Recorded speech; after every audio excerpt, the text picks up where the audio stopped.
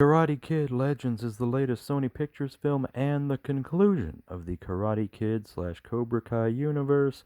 This is a non spoiler review. We're talking the positives and the negatives. I was someone who didn't like the majority of the last season of Cobra Kai, so I was really counting on this movie to end the universe on a higher note, and it could have. This world began with a Karate Kid movie, so it does make sense to end it with one.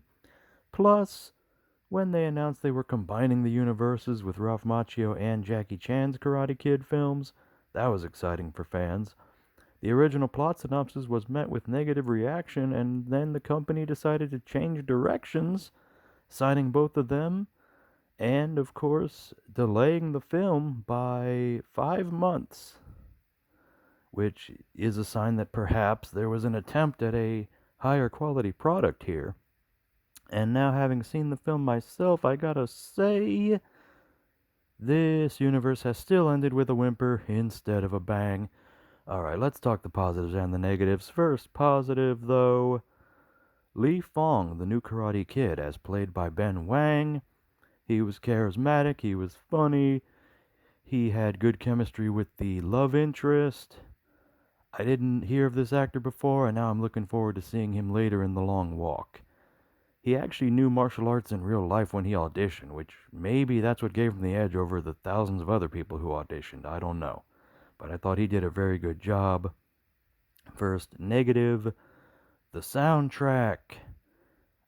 Music is subjective, so you may like all the music throughout this movie, and there is music sprinkled all throughout, but I only like 3 songs in here, and one of them was an intentionally bad cover song. Plus, there's no epic montage or final fight song to get you hyped up. There's no, you're the best around. There's no Rocky esque type music to get you going, you know? So that was a little disappointing. Next, positive. This movie is very fast paced. I've seen some people complain that it's a little too fast paced. I would argue I was never bored, and they combine those Karate Kid universes in the opening scene. You do not want to miss a second of this movie when you do watch it. Next negative, the tournament. A lot of people complained that Karate Kid Legends sounds more like a video game than a movie title, and the big karate tournament in here does not help with that joke. There are video game noises, in my opinion, throughout this tournament, and the final fight of the tournament feels very video gamey. I will spoil this because it doesn't really affect the plot or anything. The final fight of this movie happens on top of a New York skyscraper. And if you're like, Donnie, that's a major plot spoiler. What do you mean you weren't going to spoil that? What is the crazy plot reason the final fight happens on top of a New York skyscraper? There is none. There is no reason given for that. I feel like a 10-year-old wrote the ending of this movie.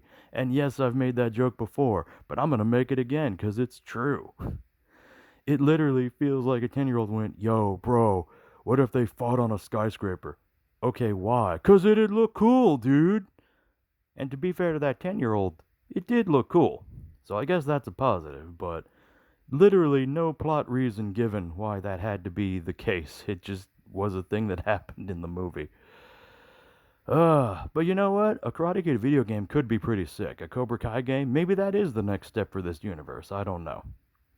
And one more positive. If you haven't seen Cobra Kai, don't worry. I guess this is positive and negative because this movie does not spoil the ending of Cobra Kai. And for that matter, it also doesn't catch you up with where the characters are now. We don't know what happened to Dre Parker on the Jackie Chan side of it. It would have been nice to get some conclusions to those characters, but I guess we just have to assume that everyone had a happy ending. I wish I had a happy ending with this universe, but I think they could have put out a better product than what we got, but they still put out a better product than what was originally advertised. The original plot synopsis had a child teaching karate to an adult, and that was met with a lot of negativity from fans, and there are surprisingly still plot elements of that in here. I just assumed that that whole thing would be scrapped for a standard Karate Kid remake, and they actually cobbled together both plots into a pretty coherent, different movie, and it was interesting if nothing else. So watch it in theaters and judge for yourselves. I hope that we get more Karate Kid stuff in the future. I hope we get something better to kind of end this universe one day. And they do leave the door open for more. And there is one mid-credits thing that you might want to stay tuned for if you were a Cobra Kai fan. All in all, I had a good time, but not a great time watching this movie. We'll be back soon, so come back soon and take another bite of the GeeKlare.